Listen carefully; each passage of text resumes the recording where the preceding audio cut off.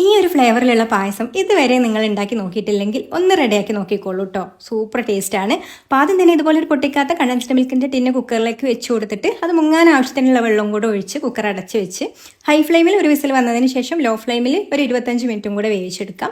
പിന്നെ കംപ്ലീറ്റ് ആവി പോയതിന് ശേഷം ടിന്നെടുത്ത് പുറത്തെടുത്ത് നന്നായിട്ട് ചൂടാറി കഴിഞ്ഞാൽ ഓപ്പൺ ചെയ്താൽ മതി കേട്ടോ. അപ്പോൾ നല്ല ടോഫി റെഡിയാവും.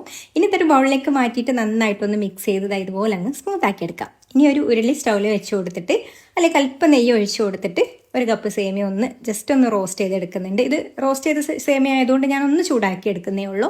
ഇതിലേക്കൊരു 3 കപ്പ് നല്ല തിളച്ച വെള്ളം കൂടെ ഒഴിച്ച് കൊടുത്തിട്ട് മിക്സ് ചെയ്ത് ഇതൊന്ന് വേവിച്ചെടുക്കാം. സേമിയ ഒരു 3/4 ഭാഗം വെന്ത് കഴിഞ്ഞാൽ പിന്നെ ഇതിലേക്ക് തിളച്ച 1/2 ലിറ്റർ പാലും കൂടെ ഒഴിച്ച് കൊടുത്തിട്ട് നന്നായിട്ടൊന്ന് മിക്സ് ചെയ്ത് കൊടുക്കുക. ബാക്കിയും കൂടെ ഒന്ന് തിളപ്പിച്ച് വേവിച്ചെടുത്തതിന് ശേഷം അതിന് ആവശ്യത്തിനുള്ള പഞ്ചസാരയും ഒരു നുള്ളുപ്പും കൂടെ ചേർത്ത് കൊടുത്ത് മിക്സ് ചെയ്ത് കൊടുക്കുന്നത്. ഇനി പായസത്തിലെ മെയിൻ ഐറ്റം ടോഫി ചേർത്ത് കൊടുക്കണം. അപ്പോൾ ടോഫിയിലേക്ക് അല്പം പായസം ഒഴിച്ചു കൊടുത്ത് ഒന്ന് മിക്സ് ചെയ്ത് ഒന്ന് ലൂസാക്കി എടുത്തതിന് ശേഷം ചേർത്ത് കൊടുത്താൽ മതി. എന്നിട്ട് വേണമെന്നുണ്ടെങ്കിൽ ഒരു 2 നുള്ളി ഏലക്കാപ്പൊടിയും കൂടെ ചേർത്ത് കൊടുക്കാം. ഇനി നെയ്യിൽ കുറച്ച് അണ്ടിപ്പരിപ്പ് മുന്തിരിയും കൂടെ അങ്ങ് വറുത്തെടുത്ത് പായസത്തിലേക്ക് ഇട്ട് കൊടുത്താൽ നല്ല ടേസ്റ്റിലുള്ള ടോഫി വെർമിസെല്ലി പായസം റെഡിയായി. അപ്പോൾ ഈ ഒരു രീതിയിൽ ട്രൈ ചെയ്ത് നോക്കാത്തവരുണ്ടെങ്കിൽ ട്രൈ ചെയ്ത് നോക്കിക്കോളൂ. കൂടുതൽ റെസിപ്പീസിന് പേജും കൂടെ